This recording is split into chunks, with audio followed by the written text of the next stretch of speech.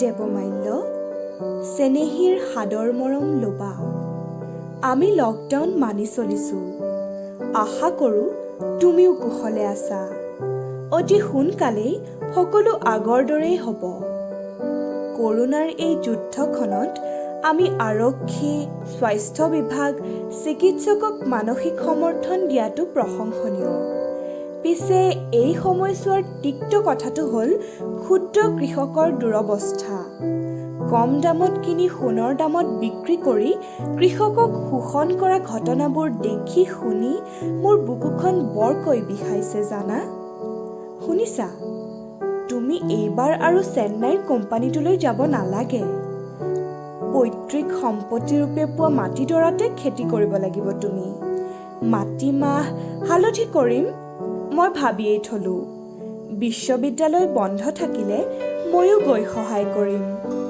দেৱ, আমি পুনৰ লংকেশ্বৰ শিৱ মন্দিৰত লগ পাম। তুমি আহিবা। তুমি ভালপোৱা বেঙুনীয়া শাৰীখন পিন্ধিম। লকডাউনৰ এই সময়ছোৱা যদিও আমাৰ বাবে অভাৱনীয়, তথাপিও জীৱনৰ অন্য এক মাধুৰী হৃদয়ংগম কৰিছোঁ জানা। মিনিটতে খোৱা বস্তু অৰ্ডাৰ কৰা, অনাহকত অনলাইন বস্তুবোৰ কিনাৰ প্ৰৱণতা যেন কমিছে। বহুদিনৰ মূৰত সিদিনা ঢেঁকীটোত পিঠাগুড়ি খুন্দিলোঁ জানা।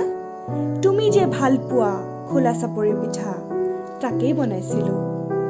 আৰু আত্মবিশ্লেষণ কৰি দেখিলোঁ যে দামী দামী প্ৰসাধনৰ সলনি ভোলৰ জাবৰিটোৰেই মইজনী চিকচিকাই গৈছোঁ। আৰু এইবোৰ বাৰু অনৰ্থক কথা। মোৰ চকু জুৰিয়ে কিমান দিন যে তোমাক দেখা নাই। ভিডিঅ' কলত সেই তৃপ্তি নাপাওঁ অ' সোণ।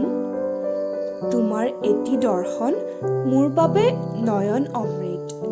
ঐ শুনা, লকডাউন খুলিলেই মই ৰঙীয়া হৈ তোমাৰ কাষলৈ যাম। মোক তুমি নিবলৈ আহিবা। আৰু তোমাৰ নীলা চাৰ্টটো যে একদম নিপিন্ধিবা, মই বৰ বেয়া পাওঁ। দেৱমাল্য, এদিন আমাৰো এখন সুখৰ ঘৰ হ'ব। পৰস্পৰৰ মৰম যত্নই ঘৰখন জোনাকী কাৰেঙলৈ ৰূপান্তৰ কৰিব। আৰু আমাৰ এটা গোহালি, সৰু পুখুৰী, বাৰীত তামোল পাণ আৰু এখন খেতি পথাৰ থাকিব। তুমিতো জানাই এইবোৰ যে মই কিমান ভাল পাওঁ।